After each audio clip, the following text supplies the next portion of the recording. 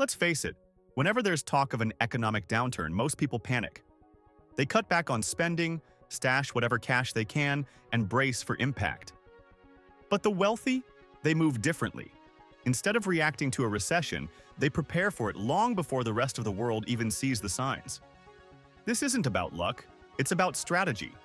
The ultra-rich don't just survive recessions, they use them as opportunities to expand their wealth. And today, we're breaking down the practical moves they make before an economic downturn, moves that most people completely ignore.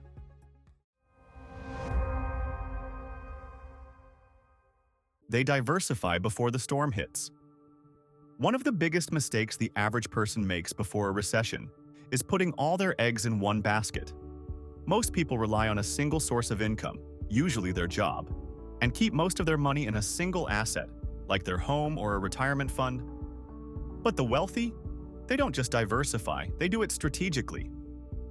Before a downturn, they assess their investment portfolio and make sure their assets are spread across different industries and geographies. Stocks, bonds, real estate, commodities, and even alternative assets like fine art or classic cars. These all play a role in hedging against economic uncertainty. If one sector crashes, they have others to fall back on. And they don't wait for the downturn to make these moves. They shift their money around while the economy is still strong, positioning themselves to benefit when prices drop. They stockpile cash, but not for the reason you think. When most people hear the word stockpile, they think of hoarding cash, but the wealthy don't just sit on piles of money for safety, they do it for opportunity. During a recession, everything goes on sale. Real estate prices drop, businesses struggle, and stocks of solid companies are often available at deep discounts. The rich understand that recessions create wealth transfers. The people who have cash can scoop up valuable assets at a fraction of their worth. That's why, before a downturn, the wealthy free up liquidity. They reduce unnecessary investments and cut back on low-yield holdings so they have the firepower to buy when the economy is at its lowest. They secure cheap debt and lock in low interest rates. Most people avoid debt like the plague when they hear the word recession. But the wealthy? They play a different game. They understand that not all debt is bad, especially when interest rates are low. Before a recession, they refinance existing loans to secure better terms, and in many cases take on additional debt at favorable rates. Why? Because inflation and economic instability often erode the value of money, meaning they'll end up paying back that debt with dollars that are worth less. They also use leverage strategically. Instead of relying solely on their own capital, they borrow to acquire appreciating assets, real estate, businesses, or even stock in undervalued companies. The key is that they only take on debt when they know it will work in their favor, not just for the sake of borrowing. They buy hard assets that hold value. Before a recession, wealthy individuals shift more of their portfolio into hard assets, things that have intrinsic value and aren't as vulnerable to market swings. This includes gold, silver, land, and even certain types of real estate that continue to generate income regardless of the economy. One of the smartest moves they make is acquiring cash-flowing rental properties. While real estate in some markets takes a hit, well-located rental properties often maintain their value, and demand for rentals usually increases as homeownership declines during tough times. It's not just about land and gold, though. Some hedge against economic downturns by investing in high-value, rare collectibles, fine wine, watches, and even rare sports cards. While these may not be traditional investments, their value tends to hold steady or appreciate over time. They strengthen their businesses, not shrink them. When the average business owner hears the word recession, their first instinct is to cut costs, lay off employees, shrink operations, and go into survival mode. The wealthy think differently. Instead of retreating, they get aggressive in the right areas. They focus on efficiency, streamlining processes, and cutting unnecessary expenses, but they don't sacrifice core operations. They invest in automation, train employees to be more productive, and negotiate better deals with suppliers.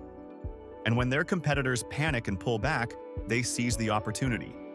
They acquire struggling businesses at a discount, expand their market share, and position themselves for massive growth when the economy rebounds.